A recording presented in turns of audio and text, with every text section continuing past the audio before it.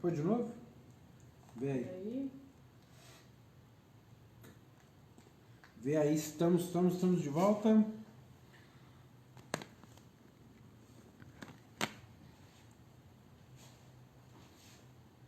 Estamos de volta. Estamos de volta, deixa eu ver aqui. Ah, tá tudo certo. Tudo certo, tá rolando, tá fluindo. A história de Val, então foi... O que foi, Cília? Eu acho que vale fazer só uma introdução para quem introdução. está começando esse vídeo agora. Para quem está assistindo esse vídeo agora, então, estamos discutindo o Valfrido, infelizmente nosso sinal caiu da primeira... Estava muito empolgado. Estava chegando no auge. Estava chegando no auge da história. Mas o que aconteceu? O nosso sinal caiu, então nós estamos falando de Valfrido. Quem quiser ver o começo do papo, tá num outro link que eu acho que a gente pode colocar aí depois, enfim, daqui a pouco. Mas tá nossa página ali de vídeos da Lote 42. Então o assunto é Valfrido. Estamos respondendo uma pergunta do Mel sobre a penúltima das malas diretas. E eu estava lembrando que uma pessoa, quando viu esta mala direta, ela disse, poxa, não é uma coisa assim tão... Essa mala direta meio que quebrou a ilusão para uma... Era uma pessoa que trabalhava com gráfico no livro. Já, né? E ela olhou e disse, isso aqui tá muito elaborado para esse pessoal discutindo aí. Ela viu que, aqui tem uma coisa estranha, né? Mas essa já é a penúltima. Essa é a terceira mala direta. Na segunda aparecia a mulher do Valfrido, na terceira aparecia o sócio do Valfrido. O Jimmy falando que o Valfrido, contando que eles tinham uma Kombi Carreto, eram sócios da Valdini Transportes. E ele reclamava na mala direta que o Valfrido tinha obrigado, né? Tinha feito ele colar cartazes e propaganda da Valdini Transportes pela rua. E quando ele acabou de colar os cartazes, ele percebeu que não tinha telefone da Valdini Transportes e ele reclamava com o Valfrido, puta merda, como é que você faz? Vamos colar uma propaganda no nosso negócio sem o telefone. E aí é que começa o delírio. E aí o que a gente fez foi assim, já que a pessoa recebia uma coisa que ela não sabia o que era, falando de um cartaz, né? Descrevia o cartaz, que era uma Kombi, Kombi foguete, descrevia exatamente o texto de segurança, honestidade e tal. No dia seguinte ela descia na rua e encontrava os cartazes colados na rua. Ou seja, né, a quarta parede sugando as pessoas para dentro, né, da trama, no caso. Uma implosão da quarta parede, não uma explosão. E a gente colou, mas normalmente nessas caixas de telefonia, né? Nessas caixas de telefonia, ia ser poste, idealmente a gente percebeu que os postes não tinha tanto poste grosso. Acabou colando, sujamos a cidade, basicamente, mas com elegância, como você vê que teve um grid modular, tinha uma tentativa de sujar com elegância, e colamos na área de quem estaria recebendo, ou pelo menos em tese estava recebendo. Ou seja, a pessoa recebia a mala direta reclamando dos cartazes, e quando ia para a rua via os cartazes, quer dizer, realçando a ideia de, tá rolando mesmo essa briga, né?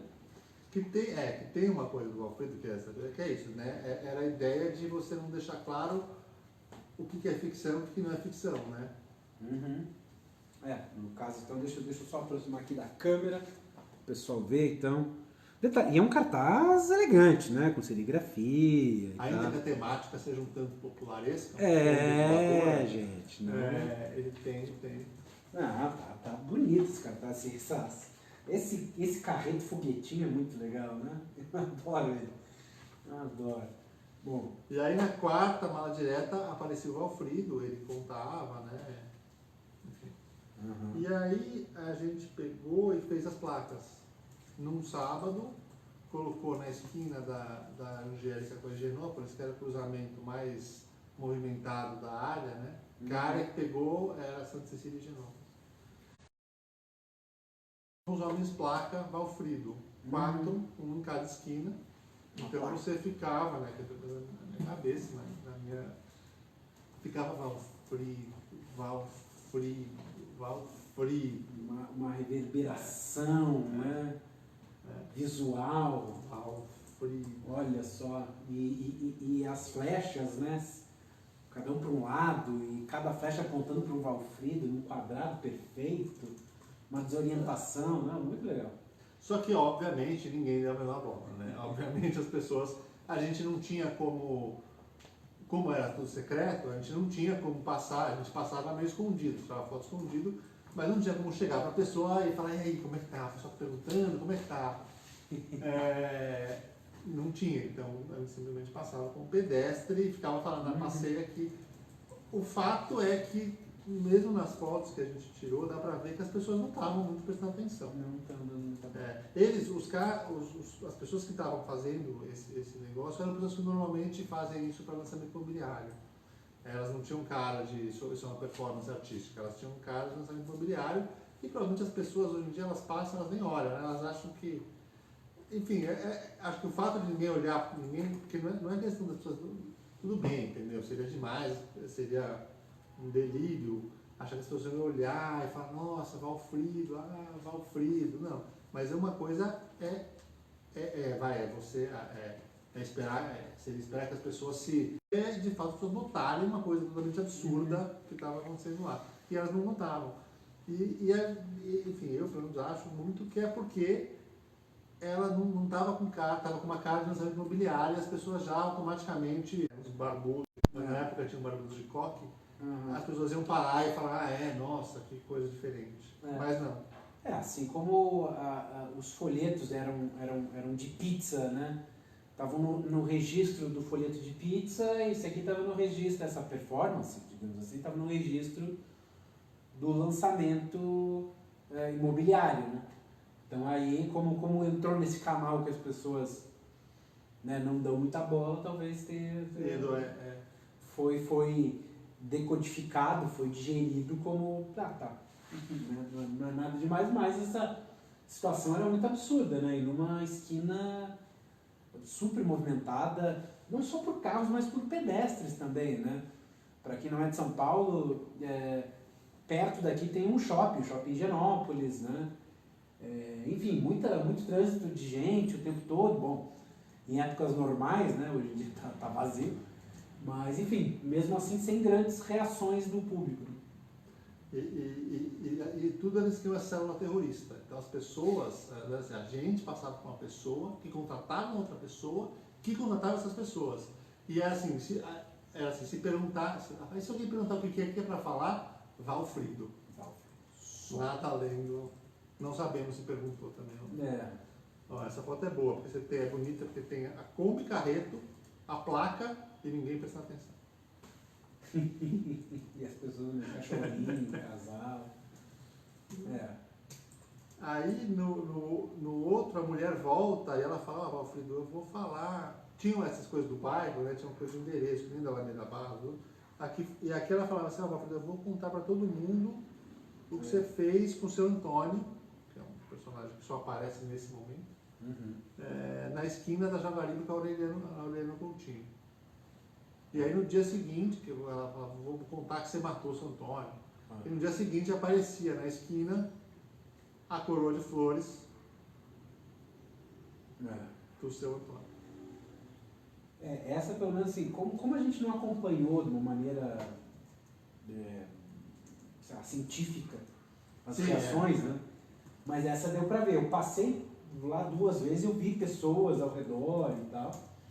E alguém colocou um folder, um folheto do Valfrido, né? Colocou, porque nessa cordinha que tinha esse negócio, o casgado, era a mulher denunciando, né? Mas aí alguém pegou o primeiro folheto da mala direta e colocou aí, talvez para explicar, né? Falar, esse é o Valfrido, esse é o...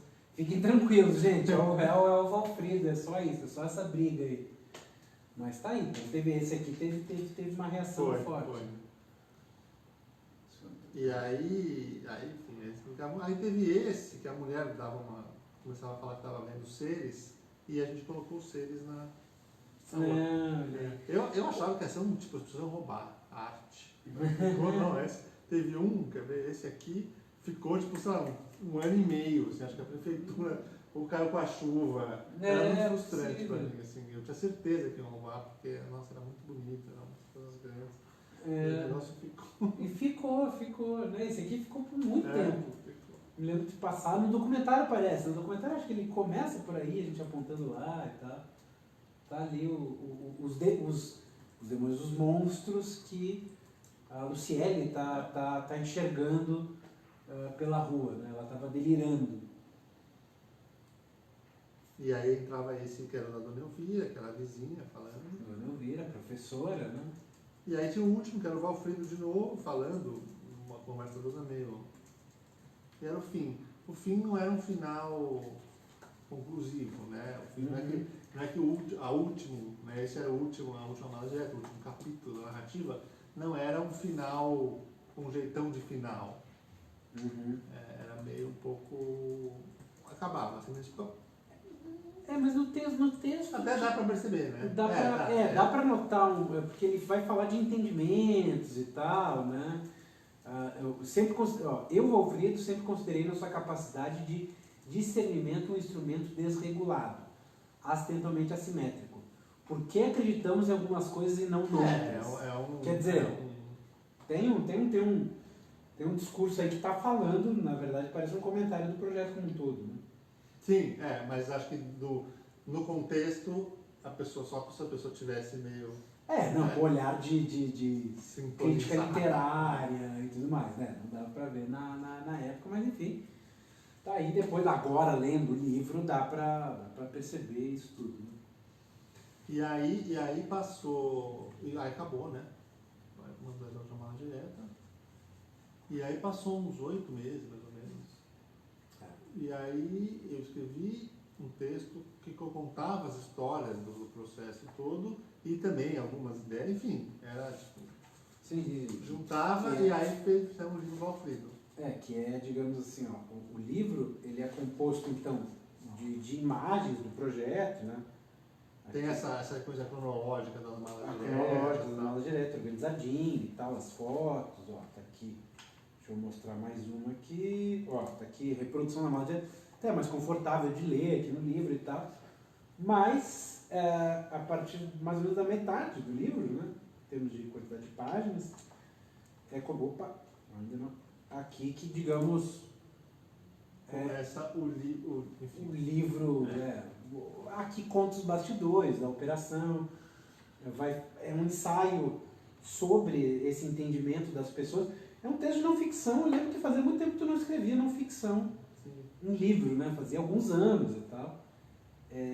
E aí é um livro relatando uma pensata, né? Sobre design, sobre arte e sobre o projeto Valfrido. E assim é composto o livro, que termina ainda com imagens de cartazes rasgados, enfim, sempre nessa sempre aquele final alto astral. Isso alto astral. Isso astral.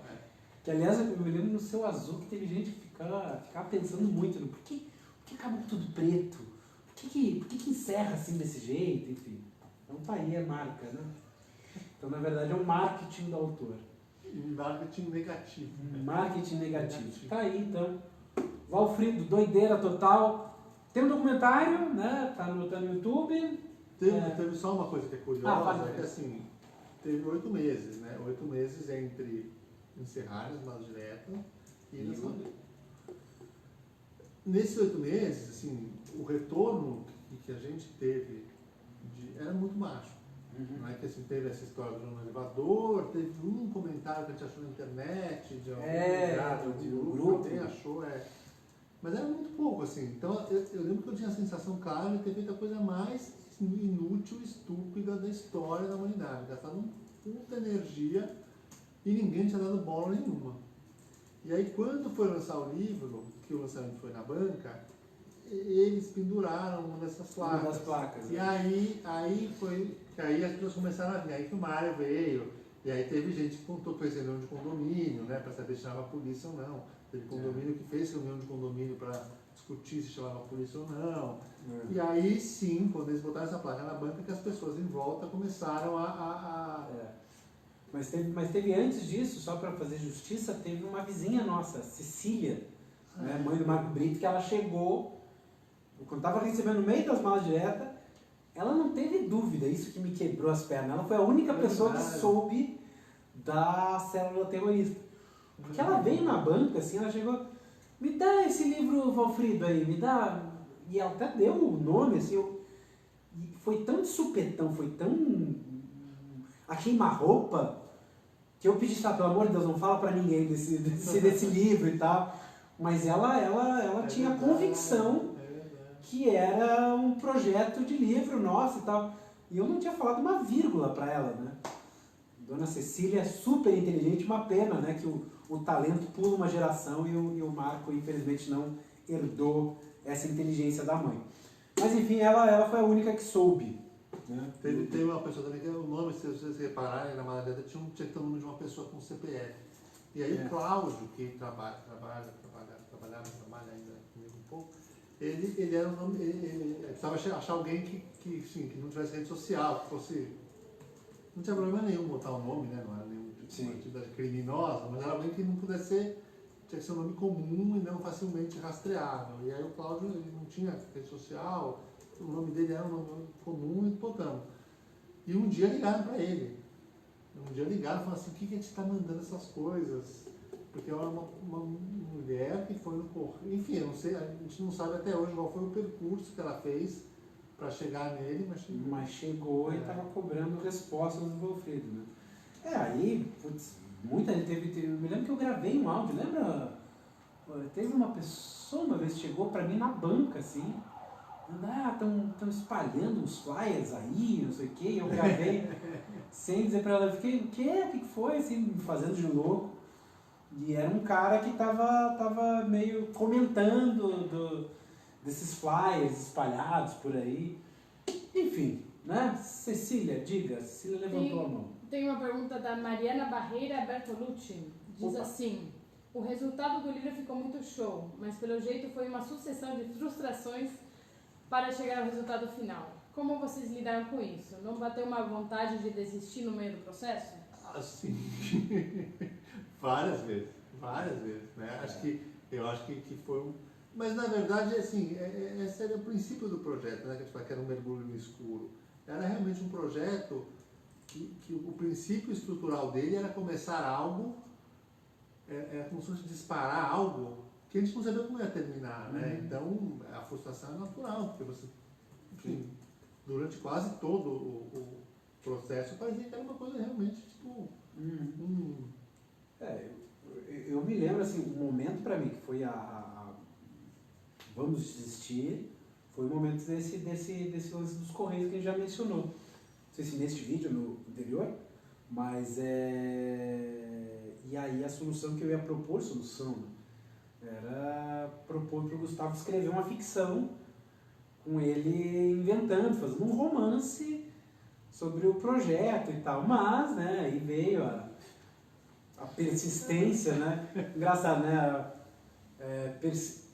A diferença de persistência e teimosia é o resultado, né?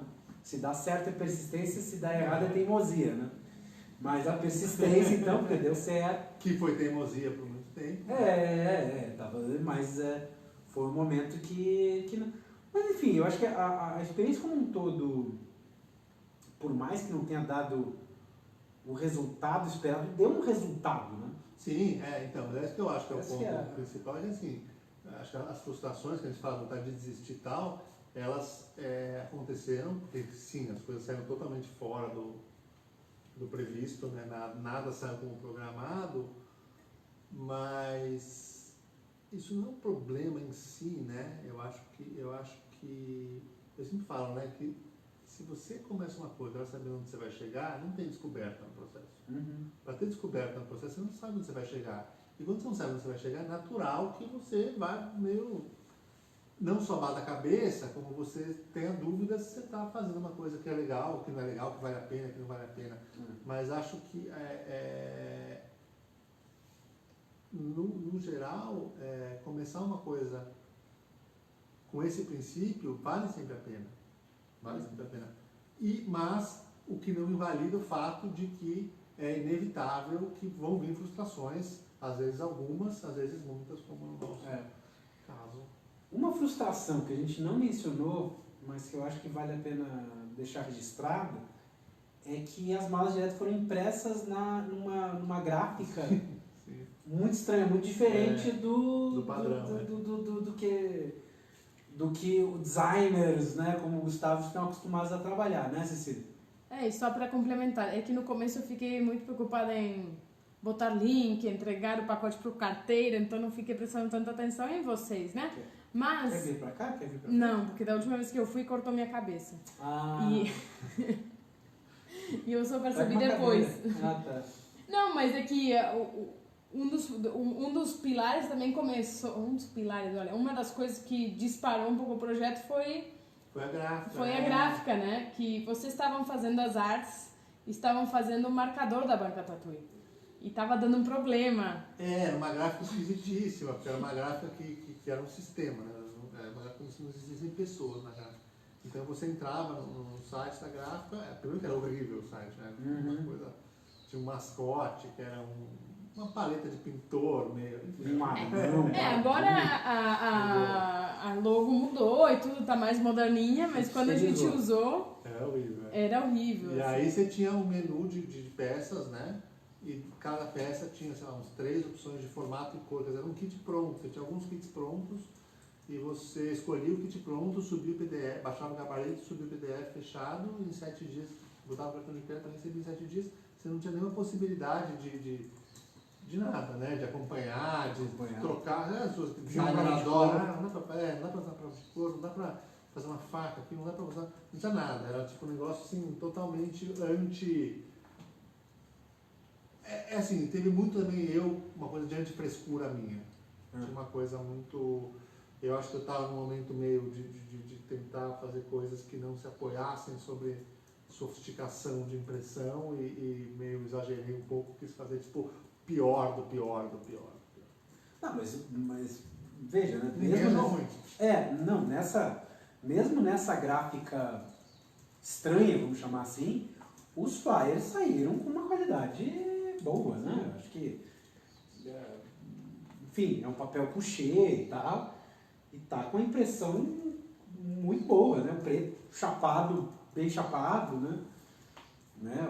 O outro preto aqui, enfim, eu acho que... Mas então teve essa frustração, acho que principalmente da Samia, né? Que ela ficou em choque. Eu falei isso, mas eu lembro, Samia, você ficou... Estou quieto aqui. Eu me lembro da cara da Samia, quando ela olhou e disse: mas não tem ninguém lá para atender, não sei o quê, queria pedir tal coisa. E realmente aí veio essa novidade aí de trabalhar com uma gráfica completamente digital, não só no processo de edição, mas também no atendimento. Você sobe o arquivo e começa a rezar, basicamente isso. E hoje em dia existem outras alternativas, inclusive gráficas grandes que estão abrindo esse braço e tal, mas na época o Alfredo também foi inovador nisso, né, em usar uma gráfica dessas. Hoje é uma coisa muito comum, mas na época era uma novidade, né? E até agora eu não vi nenhum projeto usar esse tipo de gráfica, enfim, para fazer um livro dessa maneira, né? A gente usa de vez em quando para fazer marcador ainda, né? Ou a gente usa... Mas não é a mesma, né? Não é a mesma, é outra, claro. Mas enfim, a gente usava para fazer marcador e não... Mas assim, eu que fazia retiradas, às vezes de vez em quando a gente ia fazer retiradas nessa gráfica e tal, nossa, quantos pedidos eles atendem por dia, assim, é muita coisa, caixas e caixas e caixas e caixas de... E eu queria acrescentar, ninguém perguntou, mas eu queria acrescentar aqui, talvez já como conclusão, que o Valfrido, pelo menos na Lotte, é um dos primeiros livros que você publicou começando a pensar sobre o livro. Você publica livros sobre livros faz muito tempo, mas esse acho que é o primeiro que começa a refletir sobre o que é o livro, para onde vai. Veio depois 9 Meses, Bibi, enfim, é uma série de livros que você tem feito para questionar, né, essas questões. A coleção também, sim, mas acho que esses 3 são... O Alfredo, eu acho que sim, eu acho que tem a ver com o que eu falei. O Alfredo, ele tem na ressaca enfim, eu fazia coisas que eu acho que talvez questionasse essas coisas já, né? Esses que eu chamo de mecanismos culturais que a gente não percebe, né? Mas talvez por não por eu ter essa coisa de avacalhação muito forte também, né, em paralelo, então no Valfrido eu elaboro isso claramente, talvez, né? Talvez vai elabore como parte. E aí pode ter caído a ficha para muita gente a partir do Valfrido. Sim, talvez sim, seja, né? sim, Mas sim, não sim. é que não é. Sim. Eu acho que teve esse sentimento também, assim. Sim. Enfim. Projeto muito querido pela gente, Valfrido. Mais uma coisa a acrescentar, Gustavo, que ele esqueceu de falar, enfim. Cecília também. Não, eu acho que não. Acho que na verdade, assim, eu acho que o Valfrido ele é muito rico. Assim, mais legal disso tudo, assim, é isso, né? Ele, para mim, é essa prova de que o fazer diferente vai além do livro parecer diferente, né? Uhum. E fazer diferente pode realmente ser uma coisa totalmente... Enfim. Só uma coisa. Fale, A Bruna sim. Perosa, última pergunta. Bruna Perosa, última pergunta. Será que vocês podem contar um pouco do projeto gráfico e também da produção gráfica do livro final? Bom, aí tem essa sobrecapa rasgada. Não, a história real assim, na verdade, qual que é a ideia? O livro vem com as malas diretas, né? Uhum. Ele vem aqui a gente fez 1000 malas diretas a mais para serem encartadas no livro. E o projeto era tão que eu pensei em fazer o livro uma coisa mais simples, né? Um livro que não fosse, tipo, não é que nem uma caixa com guardanapo pulando, enfim, nada pulando. Um livro simples para ler. E falei isso, eu vou fazer um livro muito simples mesmo, o Valfrido já para todo. Só que aí aconteceu, então ele não tinha essa capa ele não tinha. Ele era só essa amarela. Aí quando chegou o livro pronto, sem esse negócio simples, eu falei, eu lembro que eu levei para casa, né? Aí liguei para a Samia na manhã do sábado, eu falei, Samia, eu não gostei. E aí a gente inventou essa... Ainda bem que ela estava longe, porque ela deve ter me xingado assim, até o último. Mas eu não vi. Eu só vi a resposta dela, não, sim, vamos pensar outra coisa, e a gente colou isso. Então, na verdade, o projeto gráfico... Ou seja, embaixo desse papelão tem aqui, a capa original. tem uma capa original. Só que agora, para ver, você tem que arrancar e provavelmente você vai rasgar a capa original no processo. Então, não recomendo. Você que tem Valfrido, não faça isso. Tá? Se fizer, não nos responsabilizando. Mas tem uma capa original que depois, então, foi colado ou melhor, para usar um termo gráfico, foi empastado, né? Foi empastado um papelão com impressão em serigrafia branca na capa e impressão preta. E a sobrecapa. Rasgadinha vagabunda, né? Enfim, tem essa ideia do provisório, né? Das coisas provisórias, das coisas todas meio... E tem o papel, né? A narrativa as malas diretas, os cartazes vêm no papel 7 e o texto vem no pólen, só para... Enfim, deixar separado Cecília tá vendo com uma cara de Gustavo, você precisa mostrar pra câmera. Não, eu tô olhando pra celular. Deixa eu vir pra cá, ó. Mostrar pra Bruna aí. Bruna, olha aqui, ó. Ó, aqui é a parte final da narrativa no pólen. E aqui, colorido, no offset. Também porque tem fotos e tal. E os folhetos são coloridos, né? Então aqui vira a parte, digamos assim... E é uma cor só, né? É uma cor só. Aí vira 1 por 1, né? Então tá aí. Apesar de ter imagens também, né? Mas a grande parte da segunda parte, desculpem repetir, mas enfim, é texto mesmo, né? Então, 1 por 1. Aqui. Pronto. É isso, Bruna. Obrigado pela última pergunta. Então, encerramos esta live lá de Corredores. Muito obrigado, Gustavo. Venha sempre que quiser fazer uma live, sempre quiser desabafar. Sentir sozinho. Sempre que quiser falar de um assunto que não seja, né, aquele outro assunto. Estamos aí. E é isso, minha gente.